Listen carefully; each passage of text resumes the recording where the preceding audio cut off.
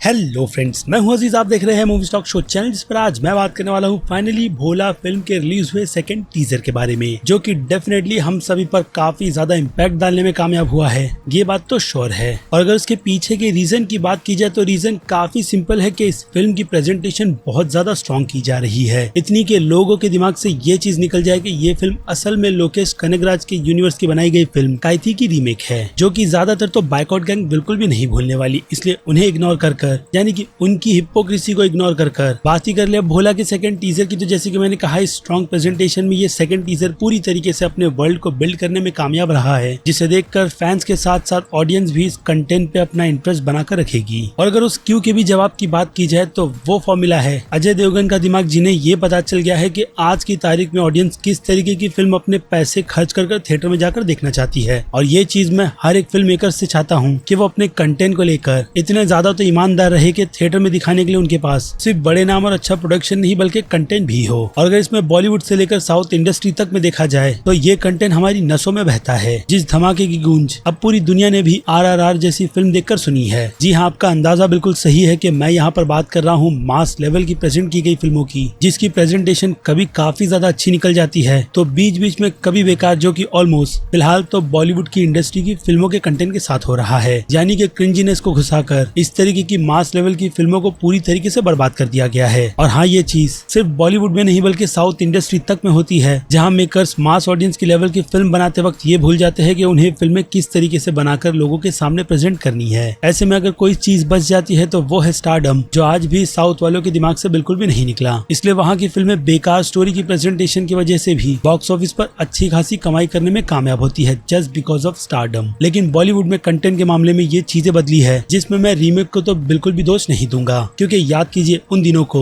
जहां बॉलीवुड सीधे south industry से पूरी की पूरी फिल्में रीमेक कर अच्छे से अच्छे प्रेजेंटेशन में प्रेजेंट करता था। और फिर उसके बाद शुरू हुई क्रिंजीनेस, जिसने इस रीमेक के ट्रेंड को भी पूरी तरीके से बर्बाद कर दिया। बाकी सीक्वल के नाम पर जबरदस्ती के 2 और 3 जैसे टाइटल भी इसी कैटेगरी में शामिल हो गए। और इन्हीं सभी को सबक सिखाने का काम फिलहाल तो ऑडियंस ने किया है, जिसका फायदा उठाकर बायकॉट गैंग भी इसका क्रेडिट लेना चाहती है, जो मेरे हिसाब से गिनती में तो बिल्कुल भी नहीं आएगी। क्योंकि जो चीज मैं हर बार बोलता हूँ कि कंटेंट बोलता है, वो रिसेंटली भूल भुलैया 2 और दृश्यम 2 जैसी फिल्म ने बता दिया है कि असल में ऑडियंस किस तरीके के कंटेंट को थिएटर में बैठकर एंजॉय करना चाहती है। बाकी देखते हैं कि पठान अपनी रिलीज से क्या नया इम्पैक्ट क्रिएट करने में बॉलीवुड में कामयाब होती है, क्योंकि उस फिल्म और उसके बॉक्स ऑफिस नंबर से भी लोगों को बहुत ज्यादा उम्मीदें हैं, जिस पर अच्छे खासे पैसे लगाकर फिल्म की प्रेजेंटेशन हर मामले में फिलहाल तो काफी ज्यादा अच्छी की गई है। और अब वैसी ही प्रेजेंटेशन के साथ मैं सीधे मुद्दे पर आ जाऊँ तो भोला फिल्म भी है, जो फैंस को इन सब का मजा 3D में देना चाहती है। और 3D के सारे इफेक्ट हम इस सेकंड टीजर में देख सकते हैं कि एक्शन पर कितना ज्यादा ध्यान देकर उन सारे के सारे मोमेंट्स को क्रिएट किया गया है। लेकिन अगर उसमें ऑनेस्टी की बात की जाए तो VFX CGI उतने ही ज्यादा बेकार है, जो बिना 3D में देखे काफी ज्यादा बुरा इम्पैक्ट डाल सकते हैं। इसलिए मैं मेकर से ये रिक्वेस्ट करूंगा कि वो लोग इन चीजों पर काफी ज्यादा ध्यान दे,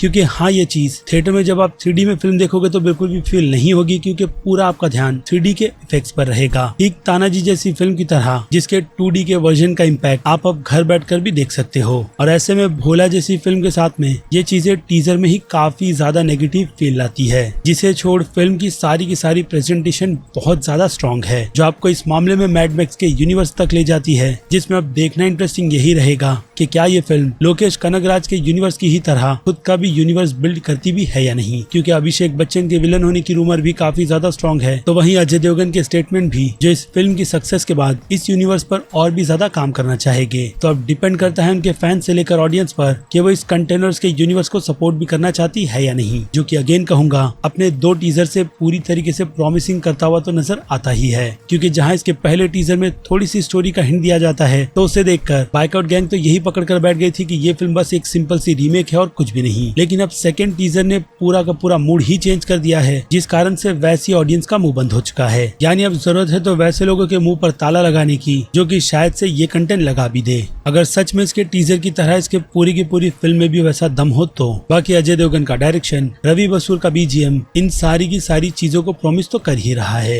यानी कि अब वेट है इस फिल्म के रिलीज होने का, जिसके पहले अब मैं नहीं चाहता कि इस फिल्म के मेकर्स और भी काफी ज्यादा डिटेल इस फिल्म की कहानी से रिलेटेड रिवील करे, क्योंकि ऑलरेडी लोगों को इस फिल्म की कहानी पता है, और अगेन ये भी कि ये फिल्म ऑफिशियल अडेप्टेशन है, यानी कि अब इस फिल्म को पूरी तरीके से बचाने की जिम्मेदारी अगेन इसकी PR टीम की ही है। जब उसमें किस तरीके की इस फिल्म को और प्रेजेंटेशन देती है उसे देखने में मैं काफी ज्यादा इंटरेस्टेड हूँ, क्योंकि आफ्टर ऑल अब तक तो इस फिल्म को लेकर चीजें फिलहाल तो अच्छी ही चल रही है, जिसमें अब फिल्म देखने के बाद ये चीज पता चल जाएगी कि अजय देवगन ने मास ऑडियंस के लिए असल में तानाजी फिल्म के बाद क्या सीखा है, और अगर इस चीज को उन्होंने क्रैक कर लिया है तो वो इस लिस्ट में SRK के बाद दूसरे एक्टर माने जाएंगे जो ऑडियंस की सुनकर वही डिलीवर कर रहे हैं जो वो चाहती है। यानी कि उम्मीद पठान से भी उतनी ही ज्यादा है जितनी उम्मीद मैं अब भोला फिल्म से लगा कर रखूंगा। बस जो चीज मैं नहीं चाहता हूँ वो असल में यही है कि एक्टर्स अच्छे कंटेंट के बाद ये बिल्कुल भी ना सोचे कि उनका अगला कंटेंट सिर्फ और सिर्फ उनके नाम पर ही चल जाएगा, क्योंकि हर बार एक्टर को आज की ऑडियंस के हिसाब से कंटेंट अच्छे से अच्छा ही डिलीवर करना होगा, भले से ही उसे बनाने में वो 1 से 2 साल का गैप क्यों न ले ले। लेकिन अच्छे कंटेंट के साथ एक्टर्स को काफी लंबा याद रखा जाता है, जिसकी कदर असल मायने में सलमान खान ने बिल्कुल भी नहीं की है,